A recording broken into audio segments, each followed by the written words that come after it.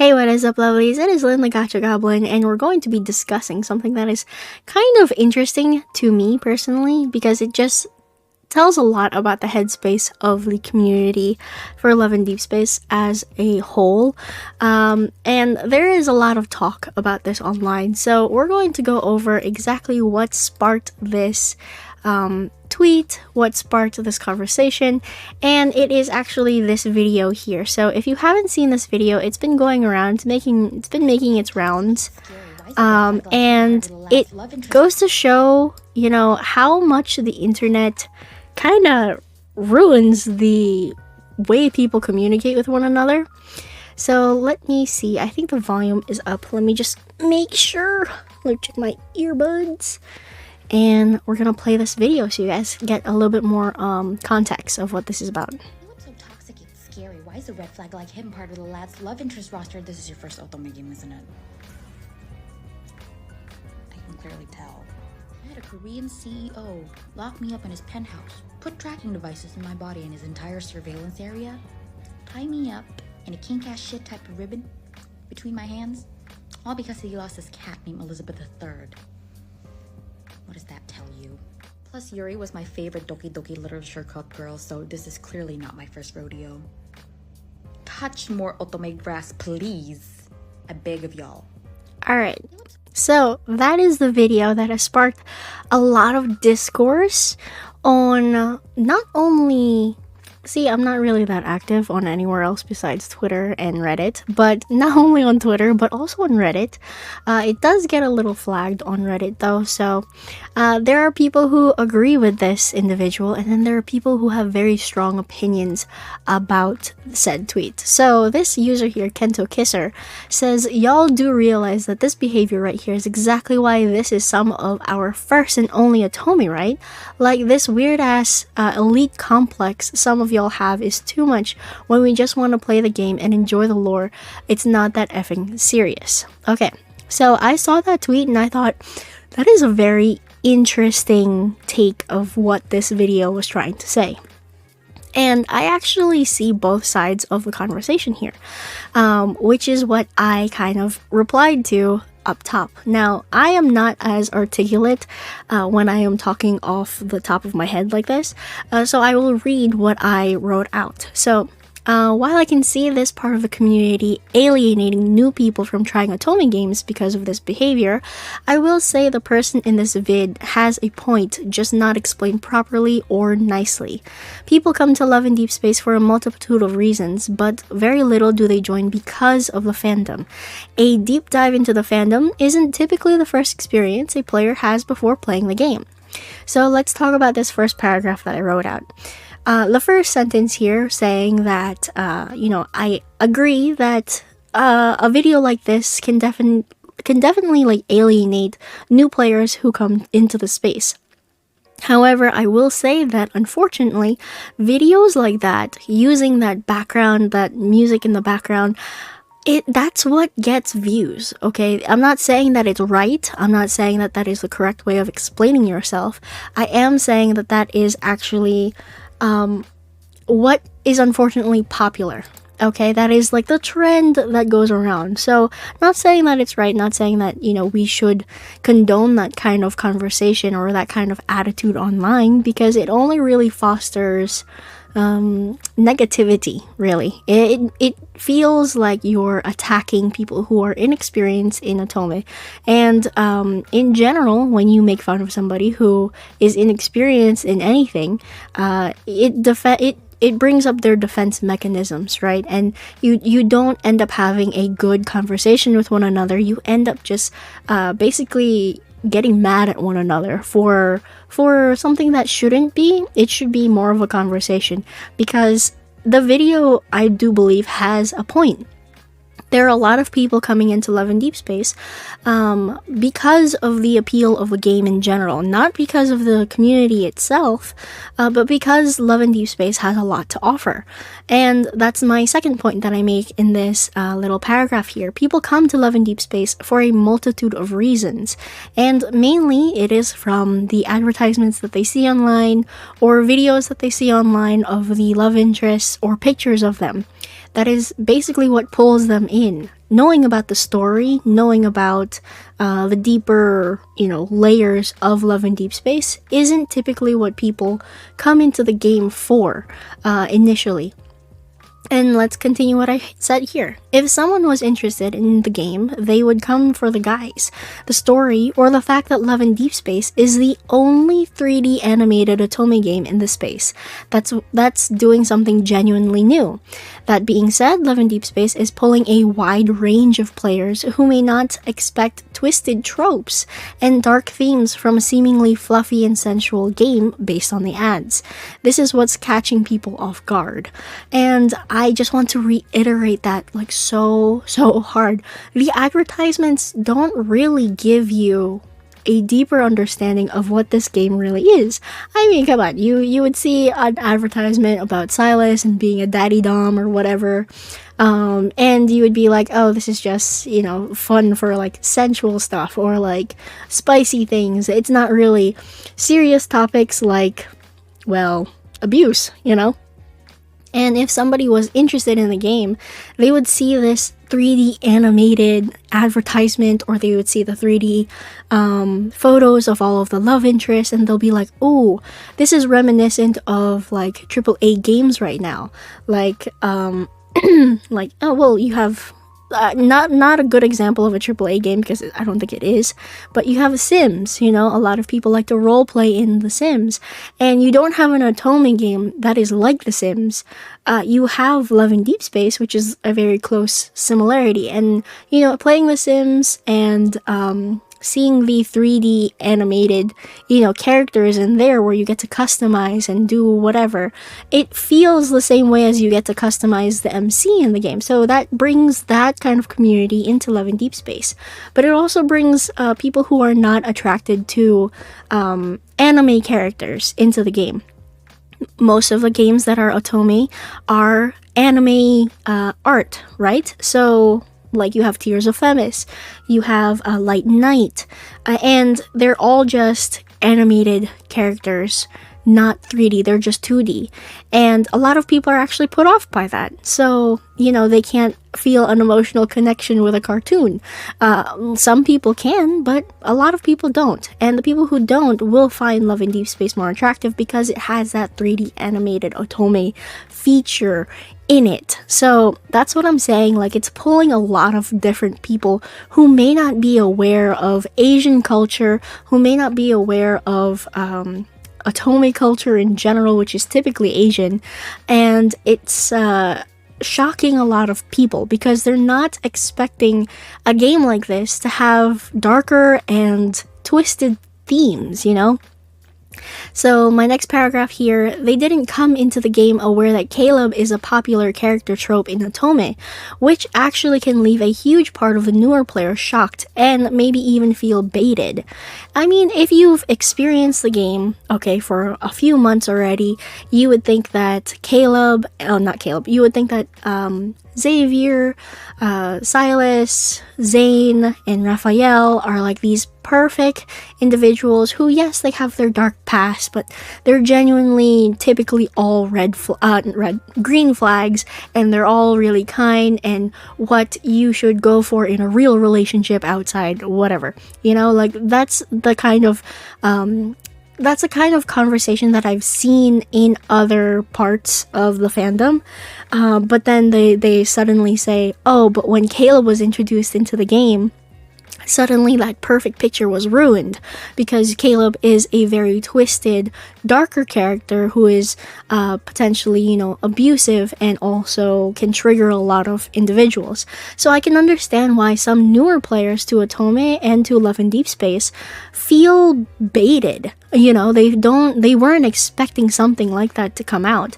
And while other people in the Otome community has seen that many times over in different Otome games, they're not shocked that Caleb is one of those characters that might be a little bit twisted because, again, that is a popular trope in Otome.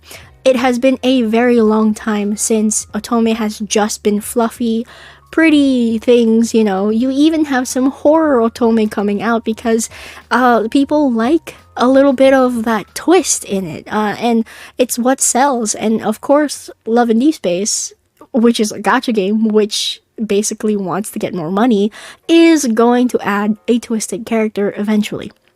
And that just so happens to be Caleb, who is already a very taboo character for many different reasons. Alright, so, which brings me back to the video. The general idea of it is stating that if Otome was more widely known, then this trope wouldn't be a shock and the new players wouldn't be that upset about it.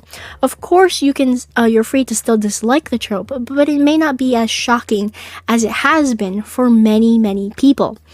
And that is the typical point of that video. Was it explained properly?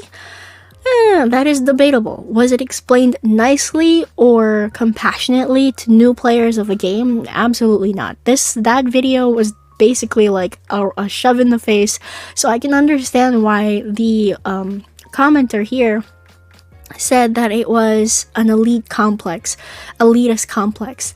I can understand that because the idea of the video was not shared in a kind way or an understanding or compassionate way. So yeah, I mean, if you think about it logically, yes, it makes sense that if more people were aware of Otome tropes or popular Otome tropes in general, they wouldn't be as shocked to see somebody like Caleb being introduced into the game. That being said, does that make Caleb the best character ever? No, it doesn't make him the best character ever. And you are, of course, welcome to not liking him. And here, this is also another reply to that original video. It says, how does it change my opinion? Like, what's the correlation? What makes you think that I would love other Otome games' creepy men? And they said that this was a stupid take. And I can understand that. This is by Sriracha Tubatu. And what I replied back, I genuinely think it's not about changing your opinion. That is my personal opinion about her, like that lady's video. I don't have creds for that video, unfortunately. But yeah, the video for me is not to change your mind. You can dislike the trope, but perhaps violent reactions to the trope wouldn't be so frequent in the community if it was more widely known as the norm in the Otome space. But because this is new to most people, especially people who don't know Otome or is typically not a dark romance enjoyer, this is a really big part here, typically not a dark romance enjoyer, it is causing a lot of players to ick away from Caleb as a character, among other things too. So yeah, if you're not into dark romance at all, then Caleb is definitely not the character that you would be invested in. And that is perfectly fine. You don't need to be invested in Caleb as a character. That is a-okay. This is a Otome game. You can choose who you want. If you skip his banners, you're saving yourself resources. So I don't really see an issue in that regard. That being said, there is an explanation as to why people are being icked away from Caleb, and it's because they weren't expecting, again, they're being caught off guard, not understanding that Otome is very populated with tropes like this and characters like that. And there's just other things that have been popping up also, like the fact that girl was comparing Love in Deepspace and Caleb to a very popular Otome game, which is Mystic Messenger. Now, if you don't know what Mystic Messenger is, it's another Otome game that is kind of centered around a text messaging, time-based schedule, interactions with the different love interests, and based on your choices, you would enter in different routes and end up with a good ending, a bad ending, or a neutral ending with each of the love interests that you follow. So that being said, there is one character in Mystic Messenger named Juminhan who is a billionaire and who is incredibly possessive and controlling, because he ends up, exactly as that woman had said earlier, basically locking you up in his apartment or his like condominium or whatever, putting security cameras everywhere, and also putting like tracking devices on you and whatnot.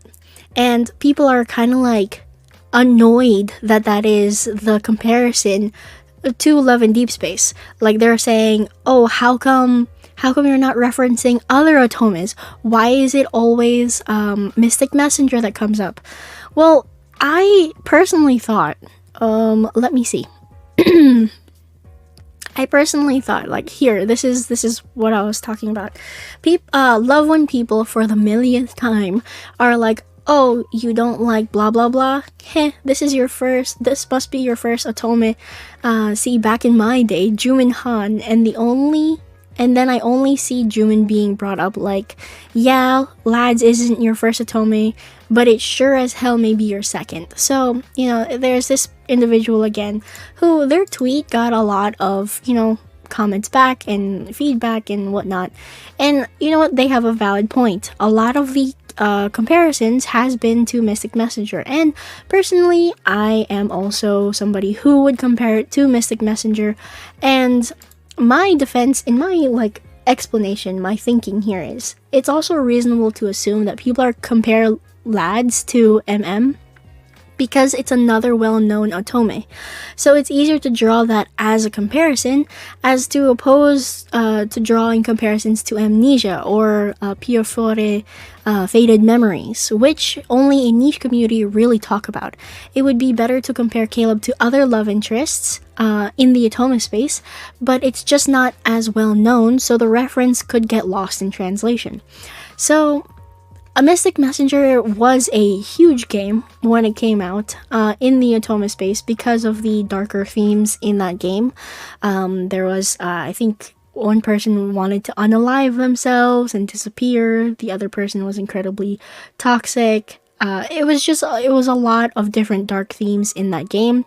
Amnesia was also very dark. Pure Fore, I can't really say the name. Faded Memories was also dark as well.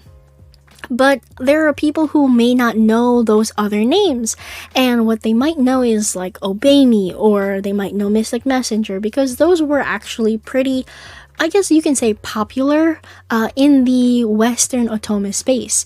But as opposed to the other games, which are much harder to actually get your hands on, getting your hands on a copy of different Otome games, it's much harder because some of them don't have translations, you know what I'm saying? Like, they don't have English translations, or you have to wait a long time before the translations come out. So this is, again, another individual who is basically saying the same thing. It's your first Otome game, isn't it? And y'all keep talking about this Mystic Messenger, bruh.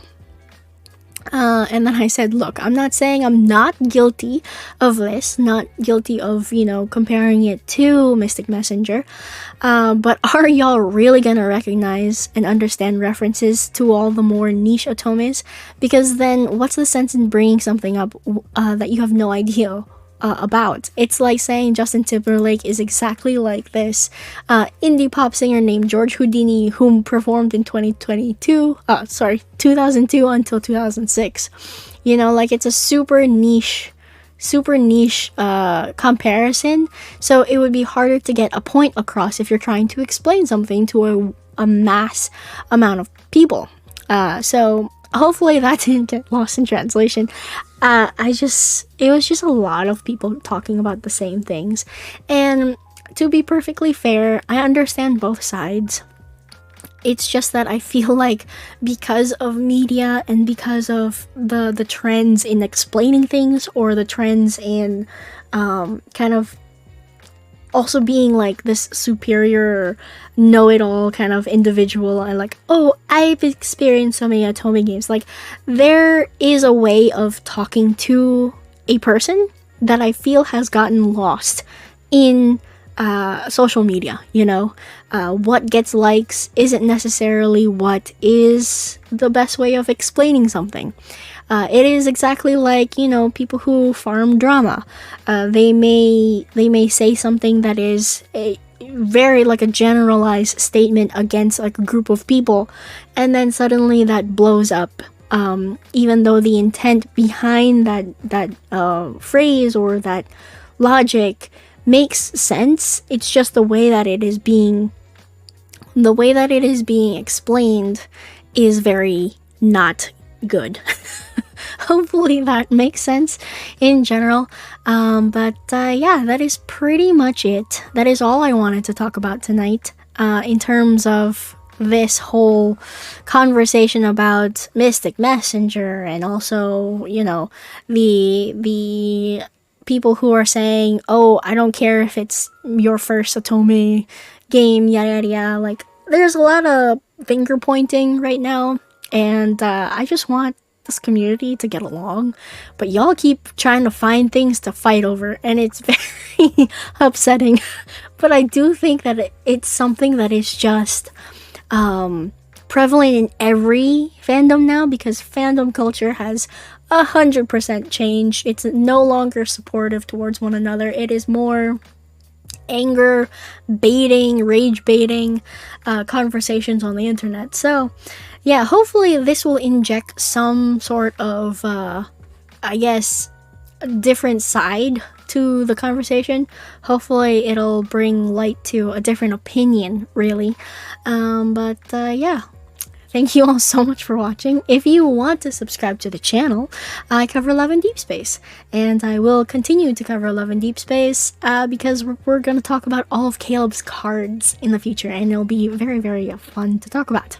Alrighty, thank you all so much for watching. I am Lynn, the Gotcha Goblin, and I'll see you lovelies in the next video. Bye-bye now!